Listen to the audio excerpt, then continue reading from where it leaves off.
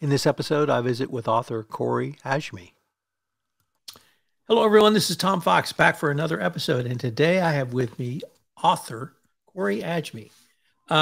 She is a fellow Southerner, so we're going to talk about that for a bit. But Corie, first of all, welcome and thank you so much for taking the time to visit with me today. I'm really happy to be here. Thank you for having me. Corie, could you tell us where you grew up?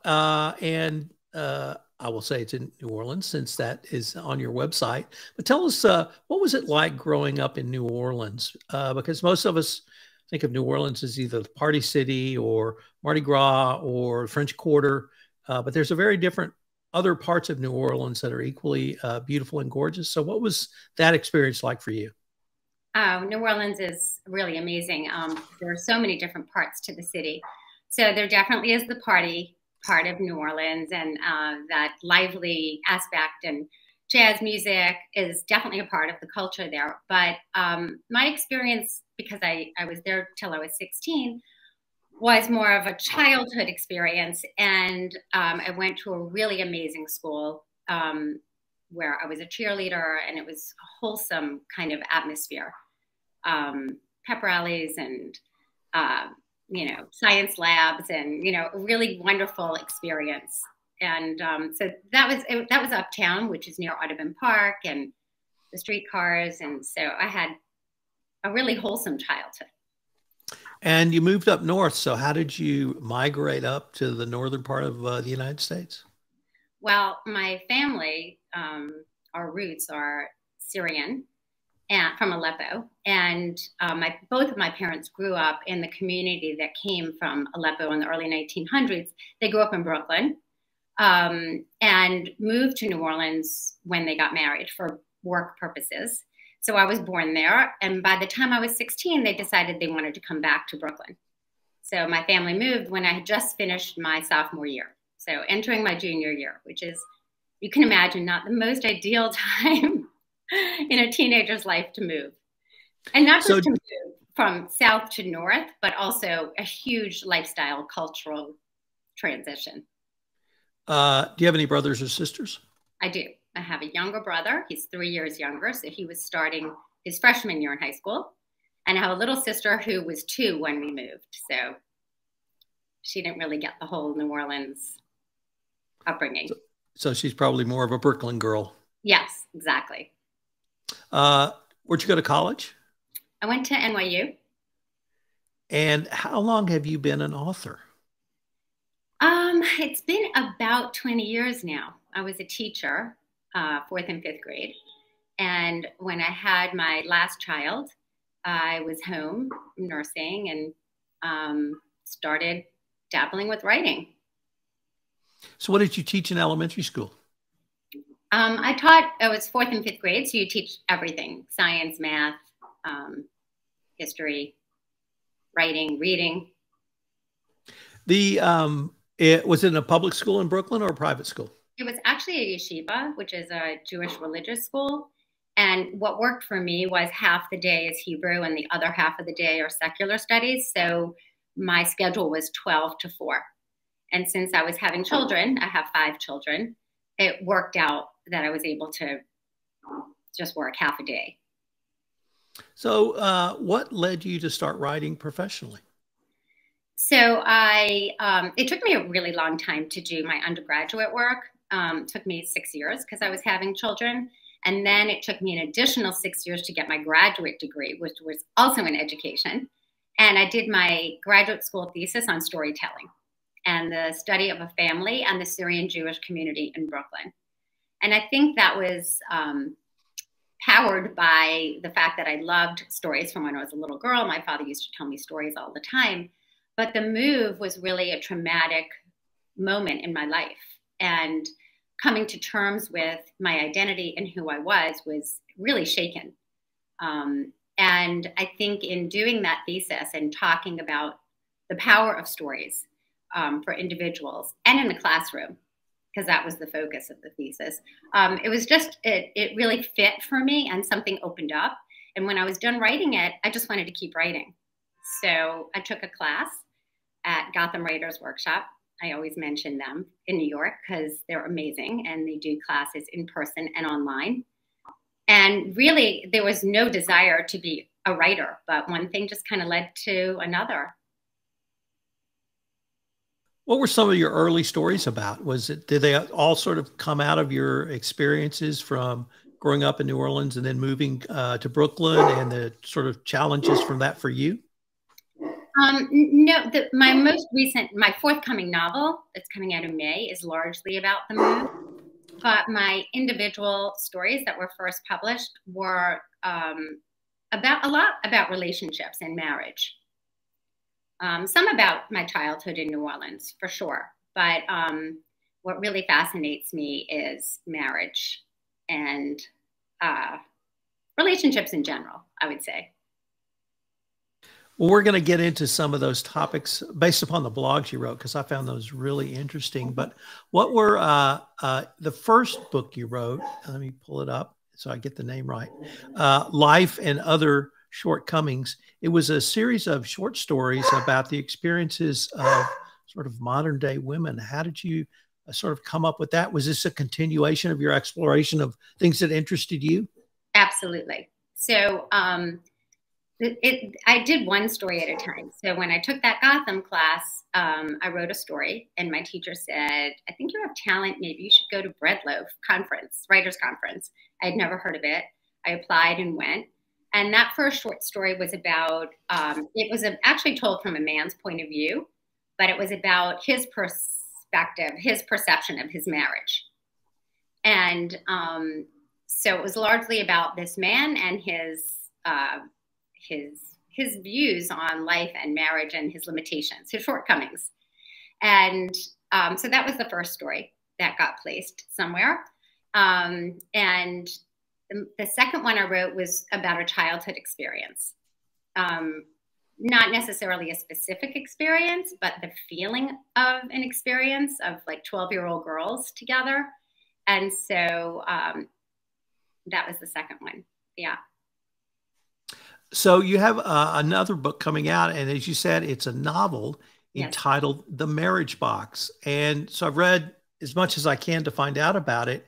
I won't ask if any of this is autobiographical, but it's about a girl who moves from the South to the North and her experiences around that. Could you tell us a little bit about The Marriage Box? Sure. So I've told you a little bit about that move. But the interesting part, I think, was the difference in culture. So coming to this Syrian Orthodox Jewish community in Brooklyn was really shocking. It was so different, and I knew nothing about the culture. We did not keep kosher in New Orleans. I knew nothing about the laws, and we weren't necessarily a traditional family. And now I moved into this world where there were really strict rules and expectations that were different from how I had been raised. One of those expectations was that girls get married really young. Marriage is a huge value in the community. Family is a huge value, having children.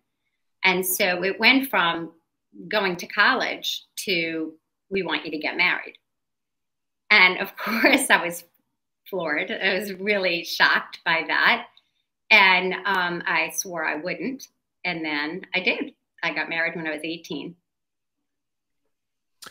And after the marriage, does the story continue beyond getting married at that young age? The story continues to the first years of the marriage, yes. So the stories that you tell, I guess what interested me with your first book is they seemed to tell the scope of women's experiences. I don't want to say over the last 50 years, but certainly over some period of time. Mm-hmm. And because I'm going to get to one of your blog posts where you get slapped on the butt, and thinking about that in the times you and I grew up to mm-hmm. what that means now, and how that single act impacts everyone mm-hmm. in a way that it never did in the 60s, 70s, 80s, probably mm-hmm. 90s. And so I was wondering if that's right, that you really are showing kind of the scope of of the development of society around some of these issues? Well, I'd like to think that that's true. In Life and Other Shortcomings, some of the stories take place in the 70s, and it goes into the 2000s. So there are stories from the 90s and throughout. And I use technology as a way to show the time passing, and music shows the time period. And I think that what's also shown is the thinking of women, the belief systems of not just women, men, because 4 of the stories in Life and Other Shortcomings are told from the male perspective. And even though I still believe those stories shine a light strongly on women's views and beliefs, they're told from the male point of view. And I think that is something that I was trying to show, because while we've made great strides in a lot of what there have been a lot of changes and a lot of positive things have been happening and changing, but it's not enough. I don't think it's enough. And the essay that you just referred to is proof, because that wasn't all that long ago. Let me go back to you being a cheerleader, mm-hmm. because growing up, I had sort of one stereotype of cheerleaders. Mm-hmm. They were very good looking, not too bright, and always dated football players. And then I got to college and I started dating girls who had been cheerleaders. And what I had realized was, in the time I was in high school, there were incredibly limited options for women who sort of go-getters, who strove, who were leaders. And many of those women, girls then, became cheerleaders. And when I met them in college, they were very dynamic individuals, usually leaders in some group, whether it be a sorority, whether it be a academic group or others. And it completely changed my perception of what cheerleaders were. What I realized that there were so few opportunities for women back then in high school. Mm-hmm. There was only maybe even one sport they could play back then. So I was wondering if that was sort of your experience, that being a cheerleader really gave you an outlet to excel and grow and be a leader as a teenage girl in your junior high and high school. I think it did.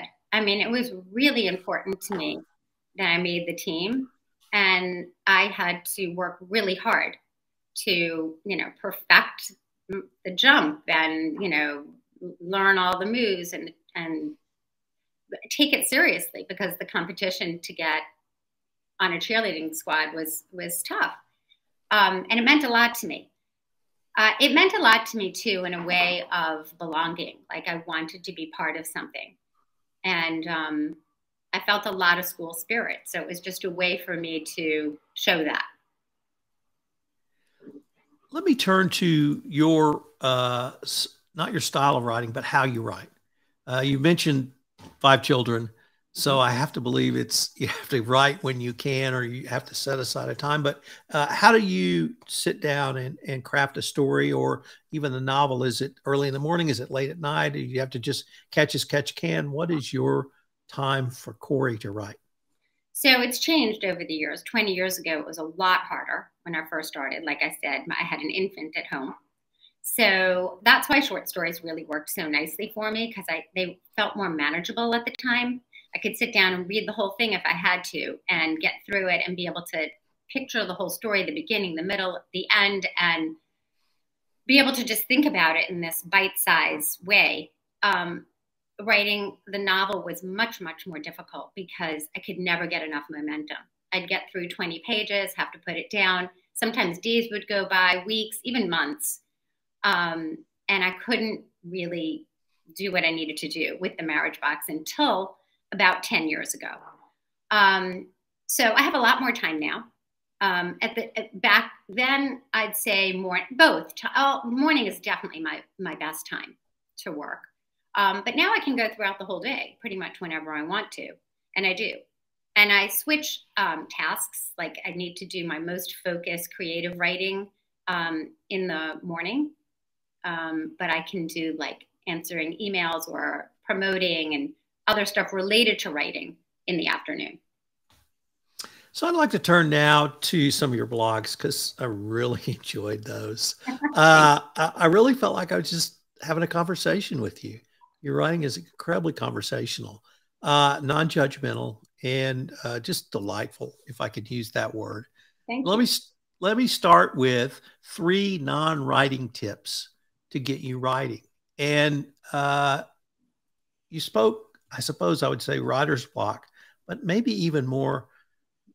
And I had this too, the fear that I'm not good enough to write. And that kept me from writing for a long time. And so how, what are the tips you gave, and how does that, you think, help someone have really the courage to sit down and do what you did? For me, I think the main thing to think about is baby steps. Just every day, do what you can. And it doesn't right. It could be reading. So for me, reading with a pencil in my hand, admiring what somebody else has done, taking notes in the margins, underlining, circling, learning from what other people have done is a way that I feel like I'm engaging with writing and the craft of writing. And it's less intimidating, just on a day when you need a little push. And often what happens is then I'm totally motivated. I'm like, oh, look how brilliantly they did this transition, or this verb. I would never have thought to use it that way. And I might just then start, take a yellow pad and think about interesting verbs that I could use in unusual ways.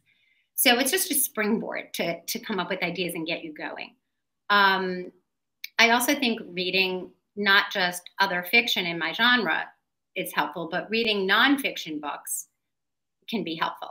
So I always recommend Stephen King's On Writing, Julia Cameron's The Artist's Way.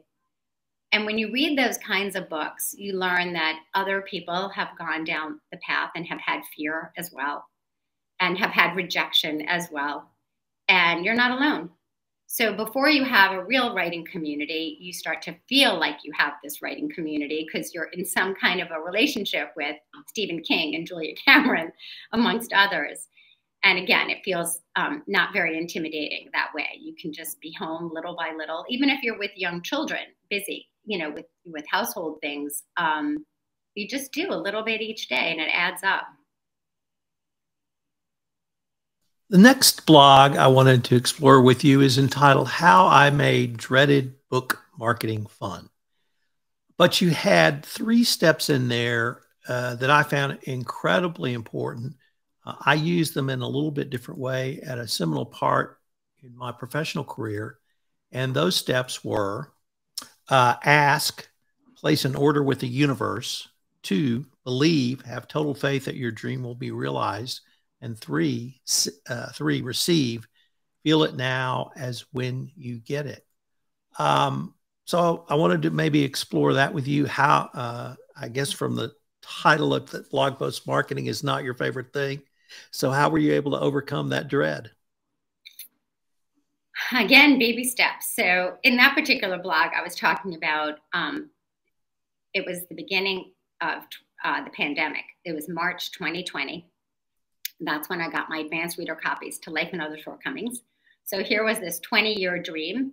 And I was supposed to start promoting my book literally March 2020. So how do you talk about a book, which at once felt so important to me when the world is experiencing the chaos and the fear that we were going through? So I waited until May to do any promoting at all. And then it was still super difficult for me. And I had to find a way where it doesn't feel invasive or pushy.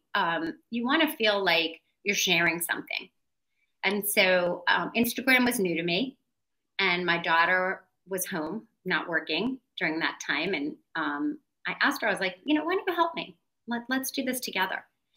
And so what really seemed super scary and overwhelming actually became fun, because we were being creative together.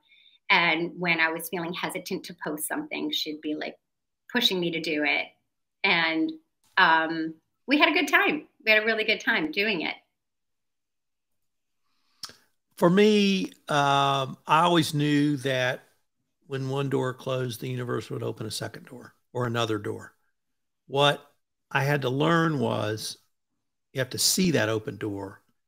And the biggest lesson was have the courage to walk through it. Mm.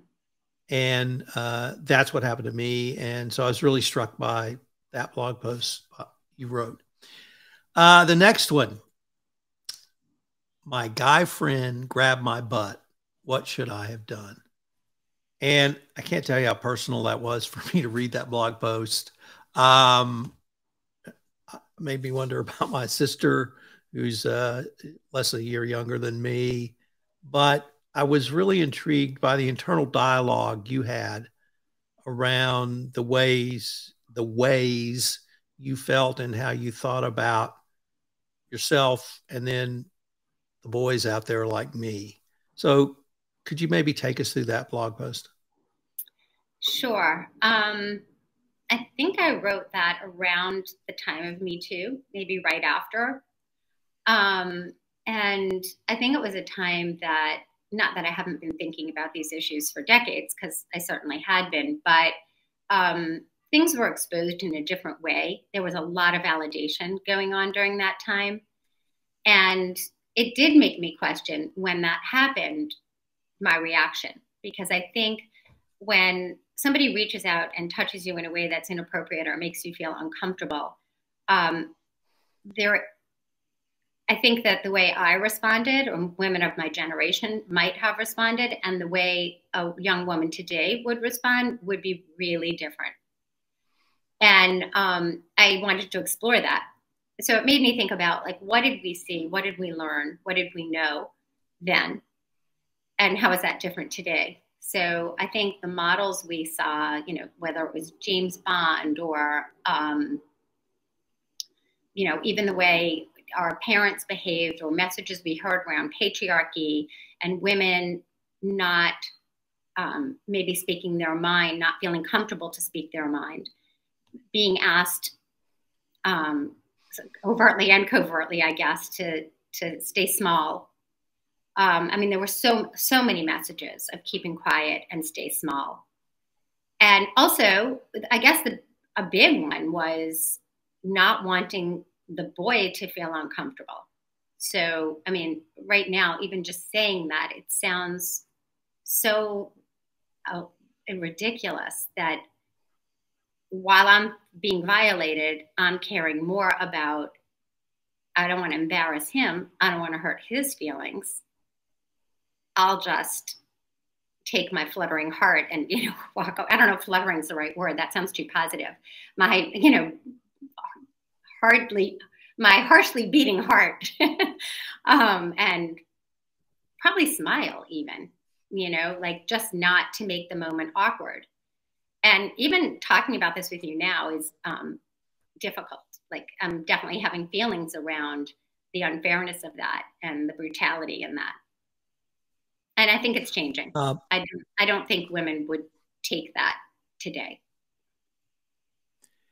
I want to end the discussion of some of your blog posts with the one that was incredibly personal to me, that I've struggled with how to talk about, and it's entitled, "My Husband and I Sleep in Separate Bedrooms."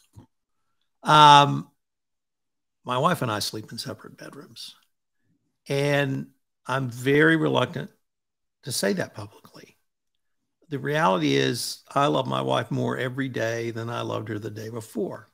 And it's had zero effect on our relationship, except to the extent she probably sleeps more through the night now that I'm not, the grizzly bear snoring that she's trying to poke, ignore, or other. So could you tell us a little bit about that? Sure. So that was happening in my marriage. I wasn't getting much sleep. And for years, maybe 10 years, I just thought I had insomnia. Again, which is interesting, like blaming myself, but that's another story. And then at some point, we started to make this transition. Like, as my kids got older and were moving out, it would be like, "Oh, honey," I would tap him, "Can you go into the kids' room?" So he'd go for like half the night, and then he'd go, for a little bit longer, and then he'd end up there 2 nights a week, And little by little, and the reason it would be him who went is because he could sleep through anything. If I got up and walked down the hall, that would be it. I'd be up for the rest of the night. So he would go, and it just got to be more and more. And it was just a natural progression as we had the space. But we were kind of, shy about revealing this fact because we felt like people would judge us. And the first time, and my husband was more reluctant than I was, actually. But the first time we did reveal it to a couple that we were having dinner with, they were shocked. And now she tells me, if I had only known, I should have done it sooner. Now they do it too. But one man came to me after I'd written it, and he said, "Thank you so much for writing that, because my wife and I were really struggling. We'd end up like in a fight almost every morning. We'd wake up mad at each other. And we just didn't have the courage or even the thought to separate. And now we've gone into separate rooms, and it's perfect. It's fine. And we don't wake up fighting. We wake up missing each other and happy to see each other. So thank you." And that was obviously a great moment, because when you take a risk and you write something like that, you're putting yourself out there for all kinds of comments. And to know that you've actually helped somebody makes it worth it. So well, it helped me. So there's two you've helped that you know of. Because I struggled with that for a long time as well. And I was very surprised to read the statistic you cited that in 2010, a survey found that 25% of married couples sleep in separate bedrooms.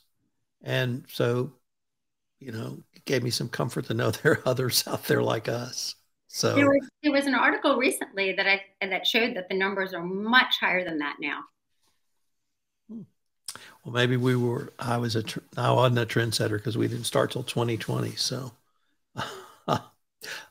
Corie, unfortunately, we're near the end of our time for this episode. But if our listeners wanted to find out more about you, get a copy of Life and Other Shortcomings, and pre-order the Marriage Box, what would be the best place or places for them to go? Well, my website, CorieAdjmi.com, has choices. So you can choose Amazon or an indie way to purchase the book from an indie bookstore. Or, like I said, you can go to Amazon. And those are the best places. My website, CorieAdjmi.com, or Amazon. Well, Corie, this has been a ton of fun. I wanted to thank you for taking the time to visit with me. And hopefully we can continue this conversation when the book gets published. That would be amazing. Thank you so much for having this talk with me. I really enjoyed it.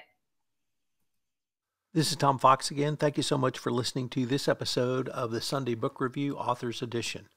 This podcast is a production of the Compliance Podcast Network.